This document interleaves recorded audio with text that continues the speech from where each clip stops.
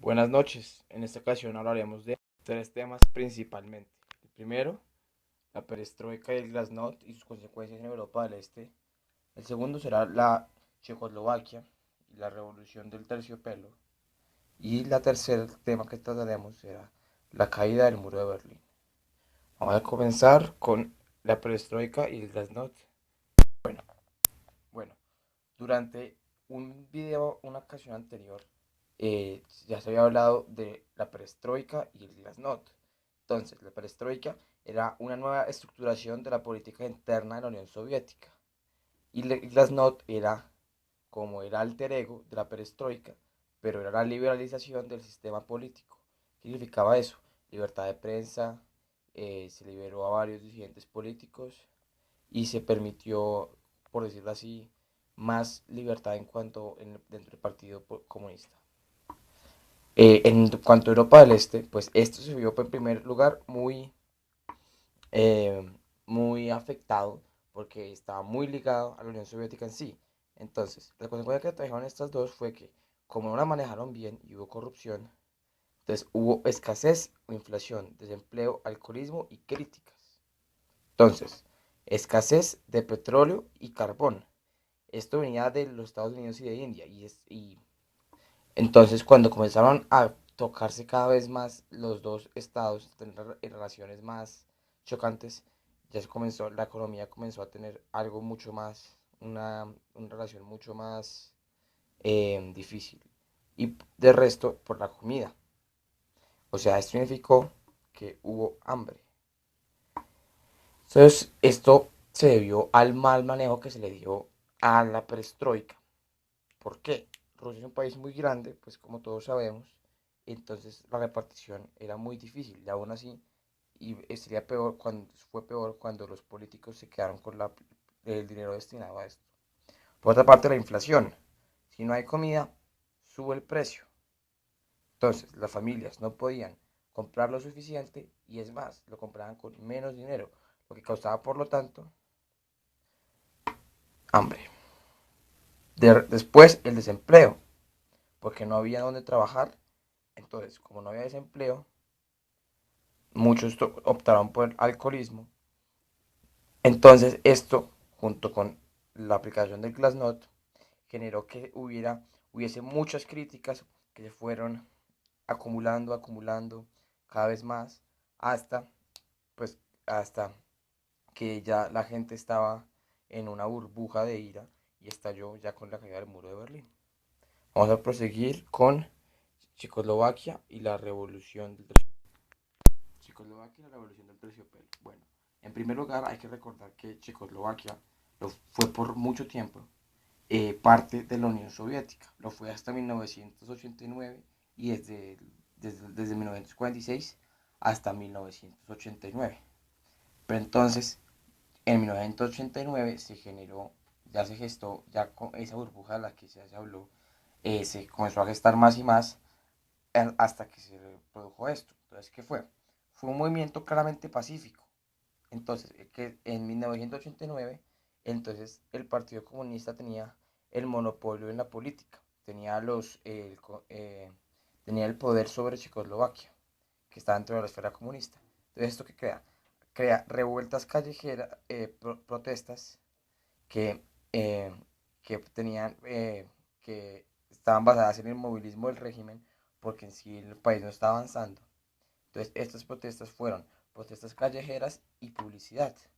Entonces, estas fueron patrocinadas, por así decirlo, por disidentes políticos. Y hay una frase que llama poderosamente la atención de esas protestas, que es: al secretario general, una huelga general, un modo de expresar su inconformismo con el régimen. Entonces, en 1989, el 16 y 17 de noviembre, se comienzan a producir, el 16 se comienzan a producir protestas, pero se le anunciaba a la policía, entonces eran protestas pacíficas. Sin embargo, el 17 de noviembre de ese mismo año, en una ciudad checa, unos estudiantes realizan una protesta sin avisarle previamente a la policía. Esto ocasiona que tengan que ser esparcidos violentamente. Después de esto, el gobierno en Checoslovaquia pidió ayuda a la Unión Soviética para manejar la situación.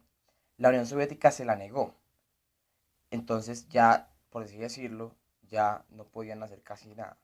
Entonces, el 27 de noviembre se logra la huelga más grande en la historia de Checoslovaquia, en la que se logra paralizar completamente el país durante 2 horas. Medios de comunicación, transporte, la economía, todo se paralizó por esta huelga. Lo que ocasiona que el 29 de noviembre sea el fin del monopolio.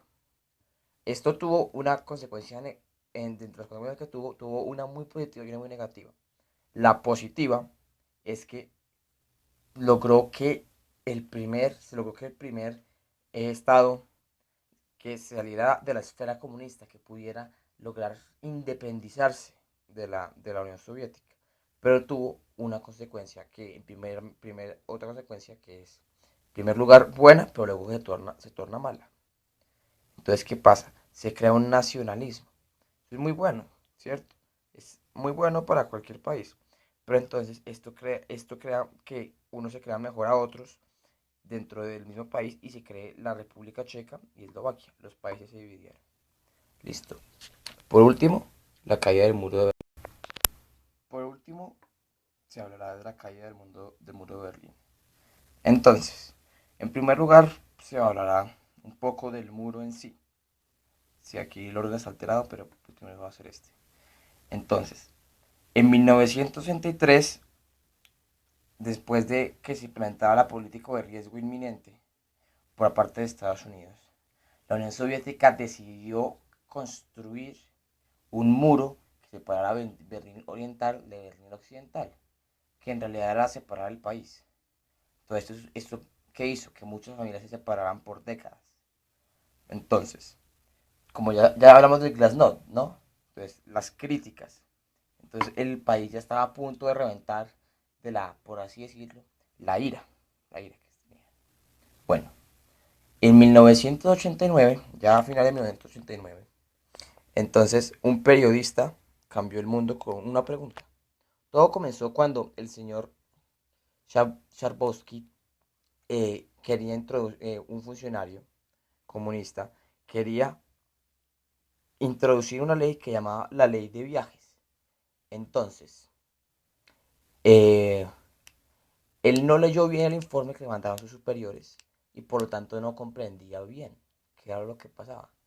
Entonces, la ley de viajes consistía en que el paso libre entre Berlín Oriental y Berlín Occidental, los ciudadanos podían pasar libremente.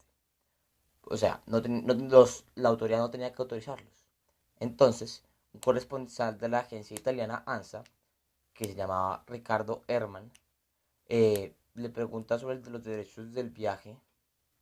Le preguntaron en 2009 que cómo había sido eso. Entonces él dice que él le preguntó, señor Chapowski, ¿cree usted que fue un error introducir la ley de viajes hace unos días?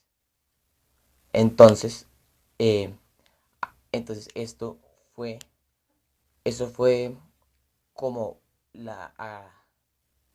como lo que hizo que, como ya la consecuencia última, cuando ya todo se había pasado. Entonces, detrás de esa pregunta hay otra pregunta, que fue cuando un periodista, no se sabe si fue Herman o Brinkman, le preguntó a Sapolsky, ¿Wann tritt das in Kraft? ¿Cuándo entrará en vigor la ley? Sapolsky, ojeando las notas, simplemente contestó, ab sofort, de inmediato. Entonces, ¿qué pasó? El periodista fue y le contó a las cadenas de radio. Las cadenas de radio comenzaron a transmitir eso por todo el país. Entonces, ya los ciudadanos se agrupaban como en esos puestos que tenían para poder cruzar, que dividían el Berlín Oriental de Occidental, y estaban abarrotados diciendo que por favor dejaran pasar. Sin embargo, los oficiales no estaban al corriente de esto y al ver tanta presión y que a tanta gente, simplemente los dejaron pasar y entonces ese es el acontecimiento que hoy se conoce como la caída del muro de Berlín. Espero que les haya gustado. La bibliografía la encontrarán en la descripción. Muchas gracias.